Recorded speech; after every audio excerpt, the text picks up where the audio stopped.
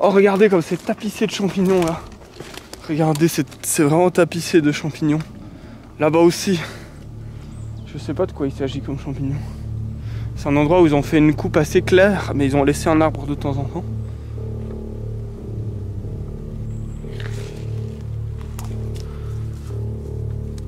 Il y a cette histoire qui m'est arrivée un peu à la citadelle. Elle est pas très importante, mais puisque j'y pense, je vous l'ai dit. Il y a une dame qui vient devant ma citadelle et elle voit les crânes. Il y a plein de petits crânes au sol. Comme si des corps étaient en train de retourner à la terre. Comme s'ils se remélangeaient à la terre. Et j'aime beaucoup cette image du corps qui revient à la terre, qui reforme le sol. Parce que le sol, finalement, c'est l'ensemble des morts du passé. C'est le passé. Et ce passé, à la fois physiquement, il reforme la Terre, et à la fois symboliquement, il est le socle sur lequel les civilisations se construisent. La base la plus profonde, c'est l'ensemble des morts, des millions de morts qu'il y a eu dans le passé. En fait, c'est les millions de vies qu'il y a eu dans le passé, mais qui à présent sont morts. Et forment un socle comme ça, une solidité. Et j'aime beaucoup ces crânes, parce qu'à la fois, ils évoquent la ruine, comme si on voyait une ruine et donc on doit faire notre petite enquête, comme si on était des explorateurs ou des archéologues qui doivent reconnaître ce qui s'est passé. Et donc ils évoquent à la fois la ruine et le retour à la terre, comme ça. Et la dame, elle voit ces crânes et elle dit « Oh mon Dieu, mais il y a beaucoup de morts, comme au Moyen-Âge !» Et elle formule ça un peu comme une question. Donc elle attend une réponse de ma part, ou elle me regarde, je crois. Enfin, comme si elle attendait une réponse de ma part. Donc elle dit « Ah, il y a beaucoup de morts comme au Moyen-Âge !» Et là, moi, je rigole un peu et je lui dis « Mais madame, vous croyez vraiment qu'il y a une société où les gens ne meurent pas ?» C'est-à-dire qu'il y a autant de morts maintenant qu'au Moyen-Âge. En fait, le taux de mortalité des sociétés humaines a toujours été de 100%. Et on pourrait même dire, vu qu'on est plus peuplé, qu'on meurt plus, en fait, tout simplement. Il y a beaucoup plus de morts maintenant dans des sociétés de plusieurs millions d'individus, de plusieurs centaines de millions, voire milliards d'individus, qu'à l'époque. Et là, en vrai, cette réflexion, elle est tellement évidente qu'elle n'est pas très intéressante. C'est vrai, toutes les sociétés humaines ont toujours eu 100% de mortalité. Ce qui est intéressant, c'est l'écart qu'il peut y avoir mentalement, c'est-à-dire qu'il y a des sociétés, ou plutôt des images qu'on se fait de certaines sociétés. Voilà, cette dame qui vit maintenant se fait une image de notre société, de la société d'il y a 40 ans, de la société d'il y a 100 ans, de la société d'il y a 200 ans, d'il y a 1000 ans. Elle se fait des images comme ça, puis peut-être de l'Antiquité. À mon avis, elle se fait des images très très floues, mais bref, des gens ont mis dans sa tête des images. Et ces images ne disent pas systématiquement, oui, dans cette société, 100% des êtres humains meurent. Non, il y a des images qui disent, dans cette société, il y a beaucoup de morts. Et il y a des images qui disent, ah, dans cette société, tout est beau, tout est propre, tout est industriel, enfin, différents propos. Et c'est ça qui est intéressant, c'est que cette dame, elle avait une espèce de... À part sa naïveté, sans doute, ou je sais pas si elle était naïve, c'est pour pas dire son ignorance. Oui, non, en vrai, c'est peut-être sans doute plutôt son ignorance. Par son ignorance et son laisser-faire à ce sujet, elle a été infectée par une idée qui dit qu'au Moyen-Âge, il y a beaucoup de morts, alors que dans l'époque contemporaine, il n'y a pas beaucoup de morts. Et puis là, elle me dit... je lui dis, du coup, ouais, il y a 100% de mortalité au Moyen-Âge et 100% de mortalité à l'époque moderne. Il n'y a pas une société humaine où on ne meurt pas. Tout le monde est toujours mort dans toutes les sociétés humaines. Donc en fait, ça n'a pas trop de sens quand vous me dites qu'il y a beaucoup de morts comme au Moyen-Âge. Après, elle me dit, ah non, mais au Moyen-Âge, il y a la guerre. Et là, de nouveau, une ignorance complète. Et je lui ai dit, mais vous vous rendez compte que l'époque moderne, les 100 dernières années qu'on vient de passer en Occident, donc la zone où vous avez l'impression qu'il y a le moins de morts, déjà que ça n'a pas de sens, hein, mais la zone où vous avez l'impression qu'on vit le mieux, donc qu'il y a le moins de morts, ce qui de nouveau n'a pas de sens. Vivre bien n'implique pas qu'on ne meurt pas. Toutes les sociétés humaines sont toujours mortes, enfin, tous les hommes sont toujours morts dans toutes les sociétés. Et je lui dis, mais vous vous rendez compte que ces 100 dernières années en Europe, c'est le pire endroit si vous ne voulez pas mourir de la guerre, en fait.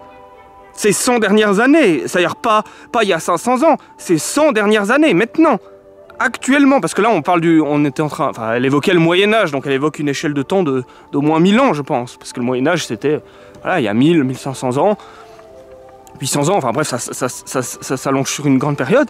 Mais effectivement, si on ne veut pas mourir de la guerre, si vous êtes un être immatériel qui doit s'incarner quelque part dans le temps et dans un être humain pour ne pas mourir de la guerre, ne vous incarnez pas ces 100 dernières années en Europe.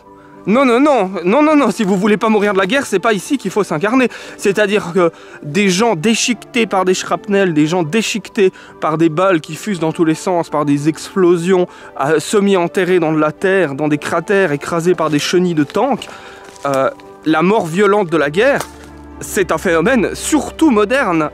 Ça s'est produit de tout temps, hein, évidemment, hein. Je dis pas le contraire. Mais là, pour le coup, il y a un écart. Il y a un écart, parce que la modernité européenne, occidentale, a produit, de fait, des morts violentes de guerre, en très grande quantité, en comparaison du Moyen-Âge, ou même de l'Antiquité. À l'Antiquité, on a aussi des très grandes batailles, mais en proportion de la modernité, c'est rien du tout. Donc vous voyez de nouveau un écart comme ça, comme si notre société avait évité la guerre. Comme si notre société moderne n'était pas guerrière.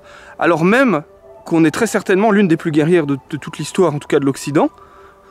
Celle-là, on la connaît, c'est plus ou moins, hein, on a nos propres traces sur notre propre histoire. Et bien, effectivement, la modernité, le moment dans lequel on vit, c'est sûr que sur ces 10 dernières années en Suisse, bon, il n'y a pas grand-chose. Et même en Suisse, en gros, en Suisse, bah voilà, c'est peut-être aussi ça. Mais je crois qu'une Française aurait pu avoir le même type de réflexion, je le sens. Je crois que cette dame était suisse, donc en Suisse, c'est encore plus particulier, parce qu'effectivement, il n'y a pas eu de guerre depuis... c'est vrai que pour le cas exceptionnel de la Suisse, mais beaucoup des ancêtres, enfin beaucoup de gens qui vivaient en Suisse ont en fait des familles qui s'étalent vers la France et vers l'Allemagne, et donc la modernité est très violente.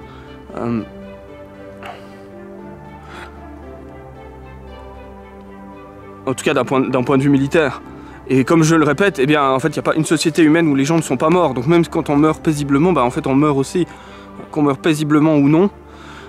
En revanche, effectivement, au Moyen-Âge, il y a de la mortalité infantile un peu plus haute. Ça, c'est vrai. Si vous ne voulez pas mourir de mortalité infantile ou d'une infection quelconque parce que vous vous êtes coupé, vous avez meilleur temps de naître à l'époque moderne. Ça, c'est vrai. Ça c'est vrai, mais le jugement moral qu'on applique sur ces morts, c'est-à-dire « Ah, celle-là, elle est plus souhaitable que celle-là », c'est toujours très difficile.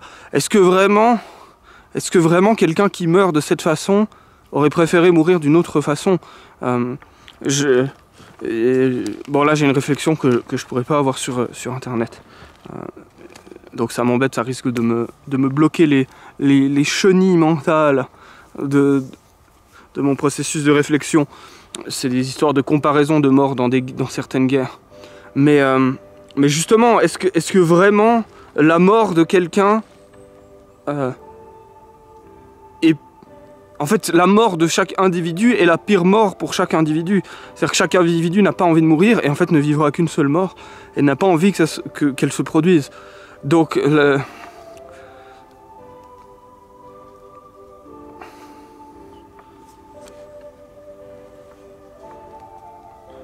En vrai, moi je tiens pas spécialement à mettre en avant le Moyen-Âge comme si c'était un projet, c'est pas mon projet de remettre le Moyen-Âge en place ou je ne sais quoi.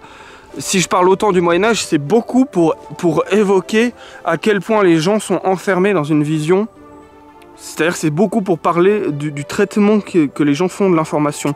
Et pourquoi j'utilise à ce point-là le Moyen-Âge? Bon, en plus, par d'autres aspects romantiques et esthétiques, j'ai plein d'aspects qui font que j'aime le Moyen-Âge. Mais dans ce type de réflexion, c'est beaucoup l'idée de montrer aux gens il y a quelque chose, il y a une autre façon d'exister qui a eu lieu pendant 1500 ans, ou pendant 1000 ans, et cette façon d'exister a vraiment existé, ce sont même vos ancêtres à vous, d'il y a quelques centaines d'années, qui vivaient ainsi.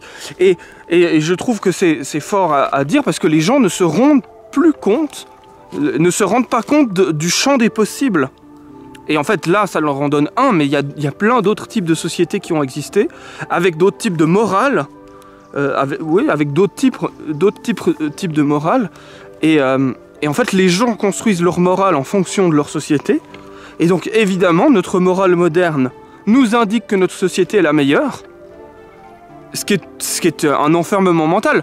Les gens qui pensent que notre société est la meilleure, sans vraiment savoir pourquoi, en fait, ça vient du fait que notre société produit moralement les choses qui la légitiment. Parce qu'en fait, la morale, est pratiquement toujours produite pour légitimer les choses qui se produisent. Et donc en réalité, une société où, je sais pas, les gens se trouvent qui mangent un enfant sur deux, voilà, hop, d'un coup une société comme ça qui arrive, eh bien je peux vous promettre que en interne de cette société, ces gens vont générer une morale, auront généré une morale qui justifie cela, et qui trouve ça complètement cohérent, et complètement logique. Bon là, j'ai pris un des pires cas, c'est peut-être un des pires cas justement, ça implique des interdits gigantesques d'un point de vue de notre société. L'anthropophagie, et le fait de manger les humains, et puis en plus le fait de manger, enfin le cannibalisme, et puis manger ses propres enfants, enfin bref, oui, d'un point de vue... Là peut-être que les barrières sont tellement grandes que ça n'arrivera pas, et que ça n'est jamais arrivé. N'empêche que le principe... Mais vous voyez, il y a certains insectes qui le font, ça. Évidemment, les insectes, c'est très très loin de nous. Ça reste quand même des êtres vivants. Donc ça respecte quand même certaines règles du vivant. C'est-à-dire que même à l'intérieur de ce champ des possibles qu'est l'ensemble des propriétés qu'a le vivant, c'est possible le fait de manger ses enfants. Alors manger tous ses enfants, ça n'arrive sans doute pas. Mais...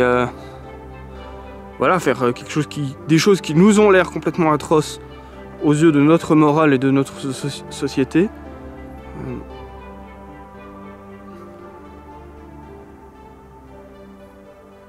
Là, vous voyez, je sais même pas si je réfléchis avec vous. Je sais pas ce que je fais. Je sais pas ce que je fais parce que je ne sais pas où je vais. Mais de nouveau, une réflexion sur la réflexion. Si on est certain d'aller vers quelque chose, et certain qu'on va trouver quelque chose dans la direction où l'on va, quelque part, est-ce que l'on explore vraiment? Et donc, il y a une autre part de la réflexion qui est encore plus obscure, que je suis peut-être en train de faire, c'est simplement le fait d'aller au hasard dans des endroits où il nous a semblé remarquer une faille, quelque chose, une porte, un élément intéressant. Et donc, si je sais d'avance où je vais, suis-je en train de réfléchir? Suis-je en train de penser si je sais d'avance où je vais? Donc voilà, on retombe sur ce truc qui est un peu honteux, comme je le disais hier. J'ai un peu honte de ce type de pensée. Je pense que le commun des gens vont dire « Ah mais ils tournent en rond » ou alors c'est de la masturbation intellectuelle, enfin ce genre de phrases pour désigner que je commets un acte honteux. Ils disent, ces fantômes que j'imagine, ils disent que je commets un acte honteux pour péjorer ce que je fais, c'est-à-dire aller au hasard de ma pensée. Mais c'est pas complètement le hasard, c'est essayer de structurer là où il y a de l'inconnu. Eh bien peut-être que le fait qu'il porte ce jugement de honte sur ce que je fais, sur mon activité, explique à quel point les gens sont débiles et les gens sont cons. Peut-être que c'est pour ça qu'ils sont aussi cons, les gens. Ils sont aussi cons, chiants, tout le temps la même chose, tout le temps les mêmes cases et aucune puissance de pensée, aucun essor, aucun rebondissement, aucune puissance mentale. Rien, de la soupe comme ça, de la soupe pré-mâchée en permanence. Et vous voyez, c'est ce sentiment de honte que je ressens, puisque je simule les autres, ce qu'on fait en permanence dans une société, tout simplement. On simule les autres parce qu'on se dit, mais qu'est-ce qui va m'arriver si je fais ci, qu'est-ce qui va m'arriver si je fais ça? Eh bien, pourquoi je ressens ce sentiment de honte? Puisque la simulation que je fais des autres me montre bien qu'ils trouvent ça médiocre, qu'ils trouvent ça nul. De penser, en fait! De penser! Ils trouvent ça merdique! Ils trouvent ça honteux! Mais c'est pour ça que tout le monde est si bête! C'est pour ça que tout le monde est si con! Mais c'est parce qu'ils trouvent ça honteux! Ils trouvent ça merdique! Voilà pourquoi tout le monde est si bête et si con! Parce que personne ne peut manœuvrer dans son esprit! Personne ne peut se permettre que quoi que ce soit! Personne, non, il y a quand même quelques personnes qui le font. Mais globalement, la masse comme ça, aucune capacité de manœuvre, aucun espace de manœuvre. Et puis, on peut tirer ces métaphores spatiales et oui, spatiale et géométrique. La capacité de manœuvrer, donc de changer l'angle, ça demande en fait de savoir qu'il y a d'autres angles. Vous voyez, par exemple, en politique ou en société, bah, il y a la société moderne, mais il y a d'autres sociétés, historiquement. Ça, c'est des changements d'angle. Si on se dit, ah tiens, ce phénomène, Monsieur X produit tel objet. Qu'est-ce qui se passe dans une société médiévale? Qu'est-ce qui se passe dans une société féodale? Qu'est-ce qui se passe en théocratie? Et puis là, c'est encore des catégories. Mais en fait, on peut péter ces catégories. C'est-à-dire ces catégories elles-mêmes, on peut les faire bifurquer. Tiens, mais en fait, une théocratie cannibale, qu'est-ce que ça fait? Et puis une théocratie cannibale qui utilise des principes géométriques, qu'est-ce que ça fait? Une théocratie où on ne mange que des fruits, qu'est-ce que ça fait? Et puis en fait, on peut péter toutes ces catégories qui vous enferment tout le temps, qui vous empêchent de manœuvrer dans l'esprit et qui créent cette sensation de honte face à ce que je suis en train de faire. Bah pas là, parce que tout d'un coup j'affirme, et donc là, autre puissance du langage, tout d'un coup j'utilise de la force dans ma voix, j'utilise des... comme ça, et là j'entraîne l'animal en vous, vous dites « Ouais, il a raison, ouais !»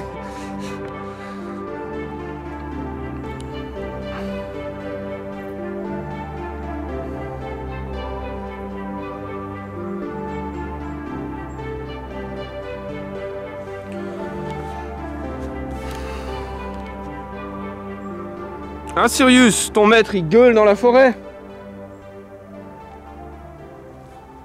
Est-ce que c'est la pleine lune? Je crois que c'est une assez grosse lune quand même.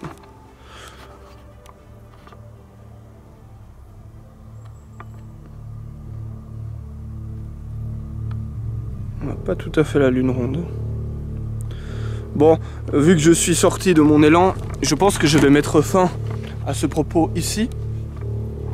Propos qui n'a pas de fin en réalité. Propos qui n'a pas de fin en réalité. Je vous souhaite une bonne soirée, une bonne nuit. Le petit paix de loup qui annonce la fin.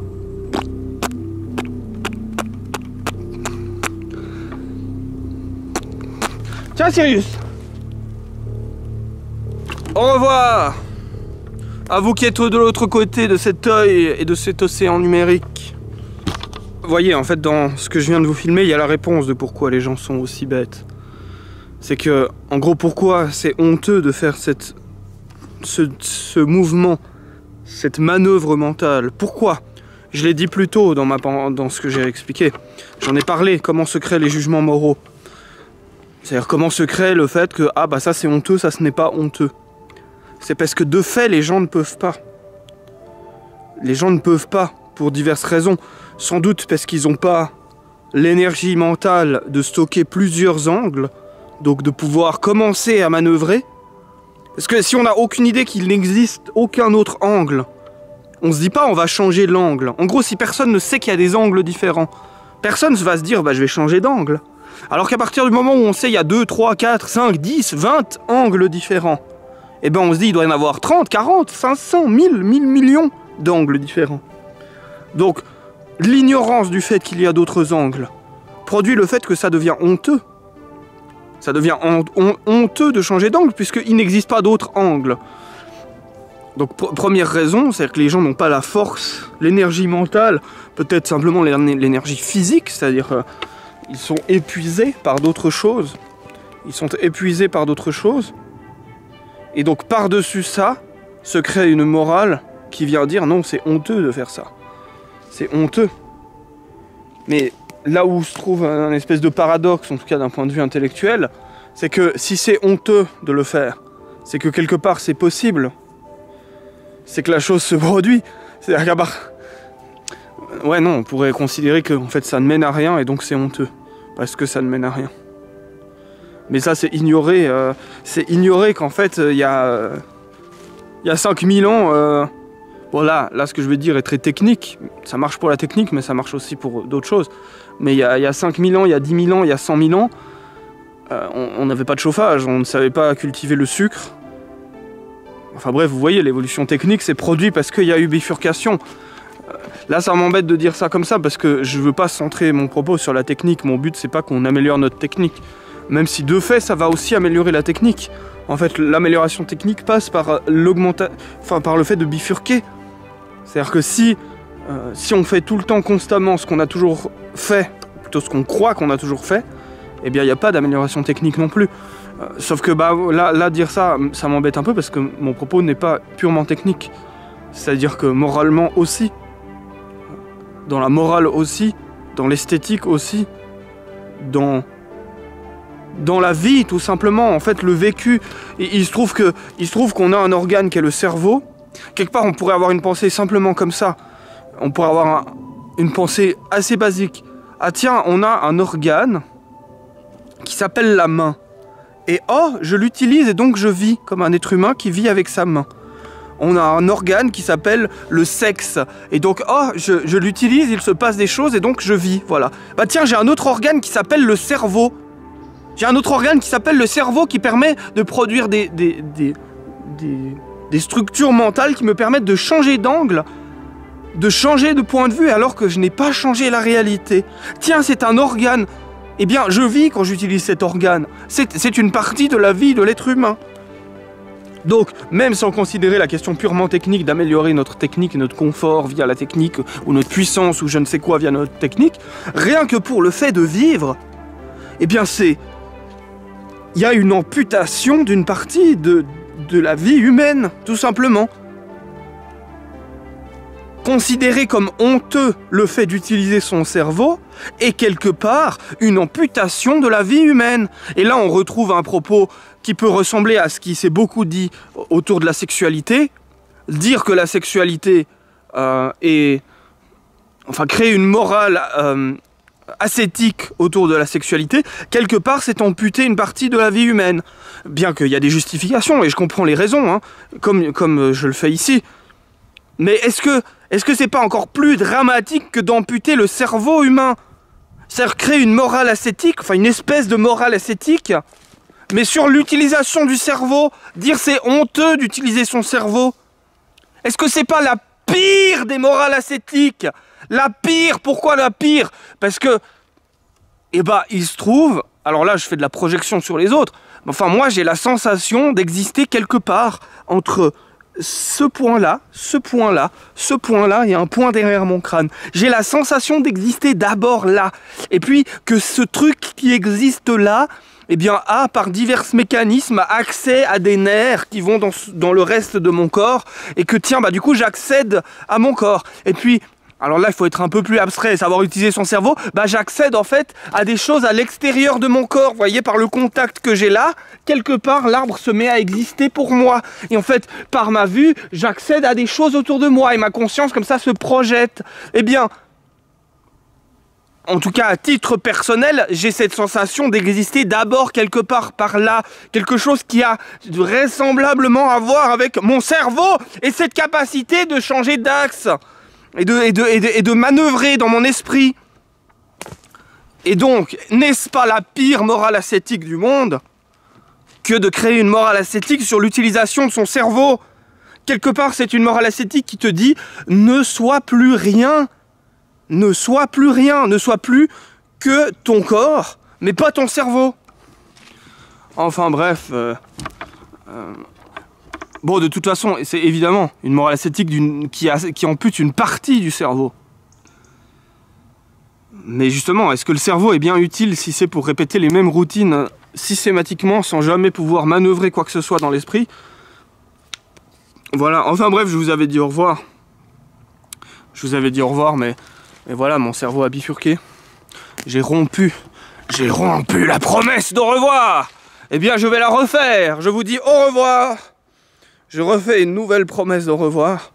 Ah non, mais du coup, j'ai pas rompu la promesse. Non. J'ai pas rompu la promesse puisqu'on s'est revus. On s'est revus juste beaucoup plus rapidement. Après, je dis on s'est revus, c'est vous qui m'avez vu. Mais comme je suis capable de projection dans mon esprit, je suis capable d'imaginer qu'en fait, je vous ai vu. Et là, eh bien, effectivement, on peut se poser des questions sur certaines capacités du cerveau. Est-ce que c'est bien sain de s'imaginer que je vous ai vu, alors que je ne vous ai pas vu? Mais bref, là, on va embrouiller les esprits les plus... qui ont besoin du plus d'aide. Parce que, effectivement, j'attaque énormément la pensée et la raison. J'attaque énormément ces choses-là. Et donc, certains peuvent croire que je... En gros, il y a toujours cette logique systématique de classer, de dire bah ça y est, moi je déteste la raison, moi, enfin lui il déteste la raison, ou celui-là il est ainsi, il est ainsi. Sauf que vous n'avez pas vu l'ensemble de ma pensée, vous n'accédez qu'à un morceau de ma pensée. Donc dites-vous bien qu'il y a un biais quand vous voyez que j'attaque le langage, vous ne voyez pas toutes les constructions en langage. Bon ça je l'ai déjà beaucoup dit. Bref, je vous dis au revoir. Au revoir à vous qui êtes de l'autre côté de cet océan numérique.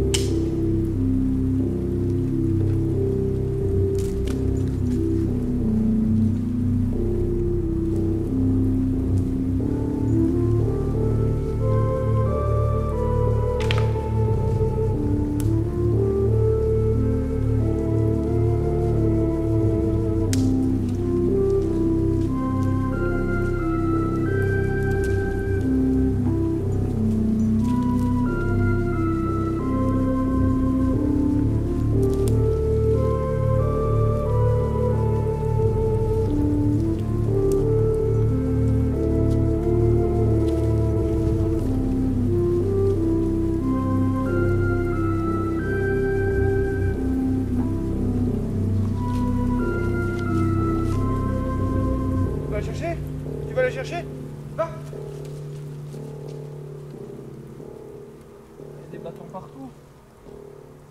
Il y a des bâtons partout.